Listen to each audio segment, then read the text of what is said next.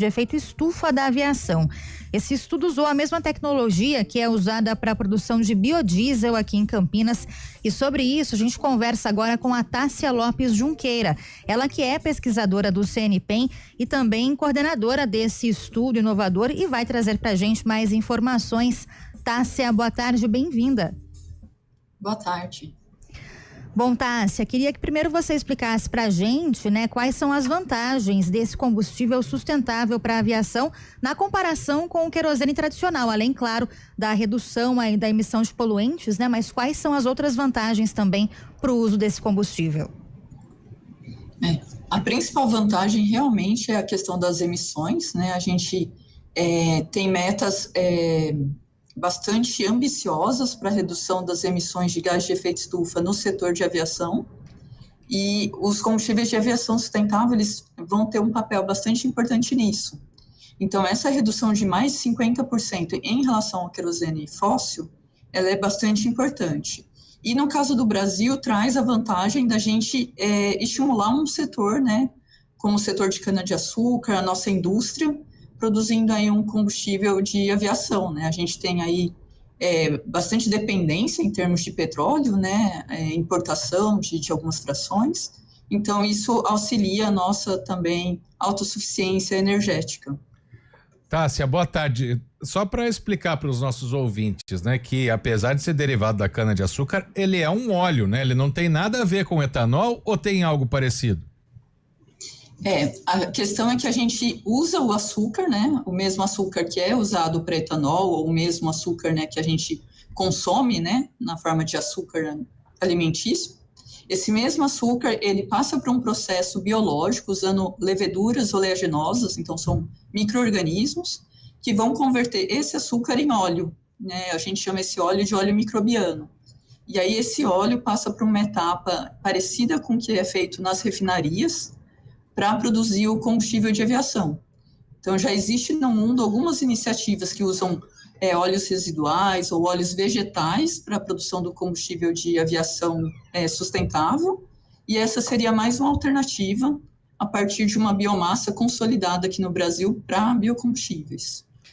Tássia, já existem outros tipos de combustíveis sustentáveis para aviação, como você citou, né? Alguns feitos de outras matérias-primas como soja, né? Por exemplo. Qual que é a vantagem desse agora produzido a partir da cana-de-açúcar, né? Em relação a outros que já existem hoje no mercado? A principal vantagem seria que a partir da cana-de-açúcar, por ser uma biomassa bastante produtiva, a gente tem uma produtividade aí na ordem de 80 toneladas por hectare, a gente conseguiria produzir 4 vezes mais combustível de aviação sustentável numa mesma área, quando a gente compara com óleo de soja, por exemplo. Então, é uma vantagem em termos de produtividade agrícola também, né? E o desafio hoje é diminuir os custos desse combustível, Tássia? Isso, diminuir os custos, e a gente está aqui, né, no CNPEM, no desenvolvimento de micro-organismos cada vez mais eficientes. Então, no Brasil, a gente tem uma biodiversidade importante, que pode trazer aí novas enzimas, micro-organismos, para melhorar a eficiência desse processo, e aí tem toda, né, a questão da gente transformar isso num processo industrial. Hoje, esse processo se encontra em escala de laboratório. Como é que é esse processo, né, Tássia, de conversão do caldo da cana-de-açúcar em óleo e depois em combustível? Então, as etapas iniciais são bastante semelhantes ao processo de produção de etanol. Então, a gente tem a extração dos açúcares da cana, o tratamento do caldo, né, para remoção de impurezas, mas a etapa de fermentação usaria uma levedura diferente, que seria uma levedura oleaginosa, que ela vai acumular óleo, né, dentro dessas células, e aí a gente precisa de etapas de recuperação desse óleo, tratamento, e aí acoplado a um processo que é chamado EFA, que é hidroprocessamento de ácidos graxos e ésteres. A gente teria etapas aí catalíticas com alta temperatura, alta pressão, semelhante ao que é feito na refinaria, para chegar no combustível de aviação. Então, a gente chega em hidrocarbonetos, que são os mesmos químicos, né, presentes no combustível de aviação convencional, né, a querosene de aviação fóssil. Bom, e a gente falou dias atrás aqui no final do ano, né, até conversando com o prefeito da cidade, Tássia, sobre o aumento na emissão de gases de efeito estufa, né? E o setor de aviação, claro que faz parte, né? Nós estamos na cidade que tem o aeroporto de Viracopos, um dos mais movimentados da América Latina, né? E como reduzir, né, esse aumento de emissões de gases e promover a adoção de combustíveis mais limpos, né? E também já aproveito, se me permite um complemento na minha própria pergunta, é se demoraria muito para essa escala industrial acontecer, já que a gente está falando de um estudo. Isso, a gente imagina aí alguma coisa mais médio prazo, né, mais de 5 anos para acontecer. Né? Hoje, a curto prazo, a gente tem as instalações já pensando em processar óleo de soja, óleo de palma, se fala também de óleo de macaúba, né, mas que também não tem uma escala agrícola ainda significativa. Então, assim, os desafios são muitos, porque a gente vai precisar de uma quantidade e aí as diferentes soluções serão necessárias. Então, a gente tem metas, né, de redução a partir de 2027, e a aviação civil internacional coloca, inclusive, a neutralidade de carbono para 2050. Então, aí, mundialmente, né, não só localmente, a gente vai precisar de diversas soluções para estar produzindo esses combustíveis. E aí, esse óleo microbiano seria mais uma matéria-prima. Então, pode não resolver nesse curto prazo, mas entra, né, como uma possibilidade de diversificação de matéria-prima. Tássia, nesse sentido, algum tipo de política pública também poderia auxiliar para incentivar essa pesquisa que hoje é feita no CNPEM e para implantar de fato, né, esses combustíveis sustentáveis na aviação e outros setores também. Existem os desafios que você citou, a questão de custos para a produção, industrializar, né, todo esse processo, mas nesse sentido, alguma política pública também pode ajudar? Isso. Em termos de incentivar a produção de combustível de aviação, né, é importante mandatos, incentivos, né, de financiamento, porque ainda, mesmo, né, outras alternativas, né, como o óleo vegetal, ainda são 2 vezes mais caras do que o querosene fóssil, então precisa de um incentivo para isso. E em termos de pesquisa também, a gente tendo, né, recursos para estar tendo inovações mais disruptivas, né, quem sabe a gente consegue soluções aí mais eficientes com os micro-organismos.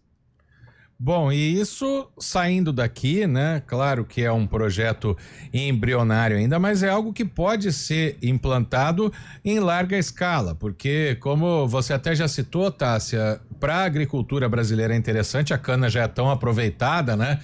E isso poderia fazer também com que esse combustível fosse utilizado no mundo todo. Sim, o Brasil tem bastante áreas, né, áreas inclusive de pastagem degradada, né, que poderiam ser utilizadas para plantar cana e a partir da cana obter esse combustível e ser um player importante, né, na exportação desse combustível também. Tássia, o estudo também fala sobre o crédito de carbono, que é uma medida para calcular, né, essas emissões aí que poluem a atmosfera. Queria que você explicasse também o que é esse crédito de carbono, como ele é medido também, para a gente ter essa dimensão da poluição e emissão de poluentes aqui em Campinas. Certo.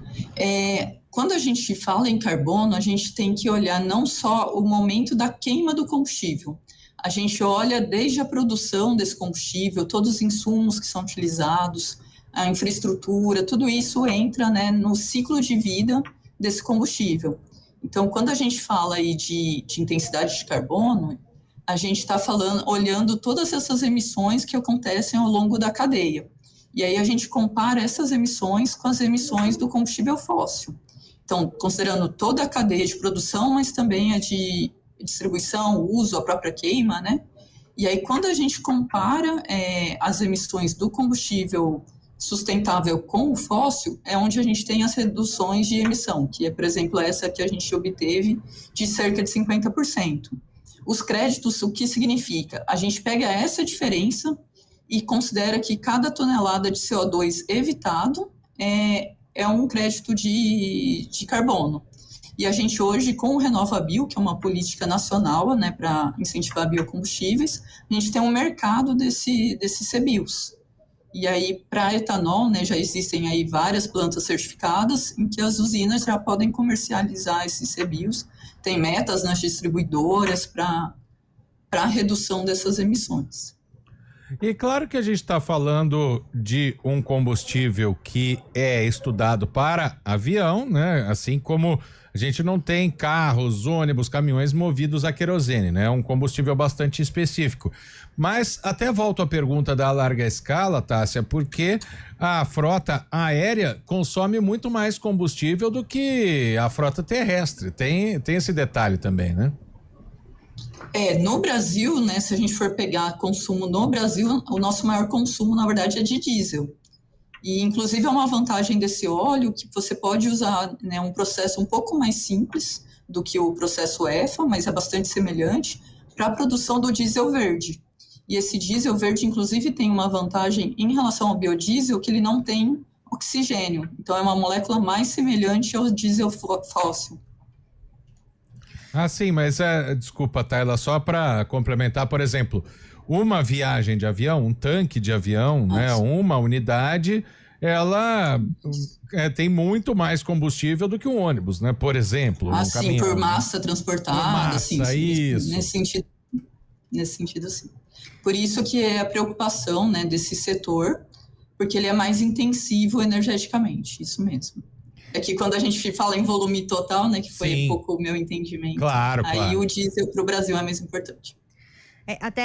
Trazendo essa questão que o Guarizo citou, né, Tássia, justamente da emissão aqui em Campinas ser alta, porque a gente tem aqui a presença do aeroporto de Viracopos, então naturalmente, né, a gente teve até uma alta aí para o lançamento de gases que fazem esse efeito estufa, né, na atmosfera. Esse crescimento foi de 6% comparando aí 2022 e 2023, e Campinas teve o maior nível, né, de lançamento de gases da série histórica com esses números. Falando, né, dessas emissões de poluente, a gente tem em Campinas aviões e helicópteros liderando nessa lista, também carros, caminhões, enfim, falando dessa emissão de gases. Mas a gente conseguindo essa redução, pelo menos no transporte aéreo, pode ter uma redução significativa. Essa redução, ela pode ser mensurada quando a gente pensa em Campinas e região? É que essas emissões, eu imagino que são as emissões que realmente estão acontecendo na queima. Sim. Então, o fato da substituição, né, do combustível, o impacto vai estar mais no ciclo de vida do que na etapa final, que aqui a gente está falando da mesma molécula química. Então, a liberação em si do CO2 vai ser a mesma, né? Então, nesse sentido, eu acho que a gente vai precisar de outras medidas para ser mais eficiente e tudo mais e diminuir essas emissões. Que a vantagem do biocombustível vai estar mais, até eu acho que esclarecer esse ponto, que eu acho que não está tão claro, é que a vantagem é que no ciclo de vida, o CO2 que a gente está emitindo lá no final na queima, ele foi absorvido inicialmente pela cana-de-açúcar. Então, quando a gente olha todo esse ciclo, a gente está diminuindo, né, as emissões líquidas de gás carbônico. Mas a emissão do motor, né, da queima em si, essas seriam bem semelhantes porque a gente está falando da mesma molécula. Sem dúvida. Só para deixar aqui o número que ficou para trás, o Airbus A320, né, o A320, que é um avião de passageiros bastante comum, 29 mil litros de querosene. Ou seja, isso dá uma noção, né, do que se pode limpar o ar na queima, além de todo esse processo que você explicou, Tássia. São volumes bastante significativos. Né? Pois é. Tássia, quais devem ser agora os próximos passos, né, dessa pesquisa que é feita hoje no CNPEM pelo Laboratório Nacional de Biorrenováveis? A gente tem já essas informações que vocês conseguiram mensurar, mas qual deve ser a próxima etapa agora, então, desse trabalho de vocês? Então, a gente está buscando outros micro-organismos que possam ser mais eficientes, ou fazer alguma adaptação nesses micro-organismos, né, para melhorar o quanto eles produzem de óleo e também o tempo dessa produção, que assim a gente vai diminuir os custos envolvidos nessa etapa de fermentação, que é a produção do óleo. E aí, com isso, a gente vai fazer os cálculos novamente para ver o quanto a gente consegue, né, se aproximar aí do custo das outras alternativas. Tássia Lopes Junqueira com a gente. Muito obrigada, viu, Tássia, pelas informações. Ela que é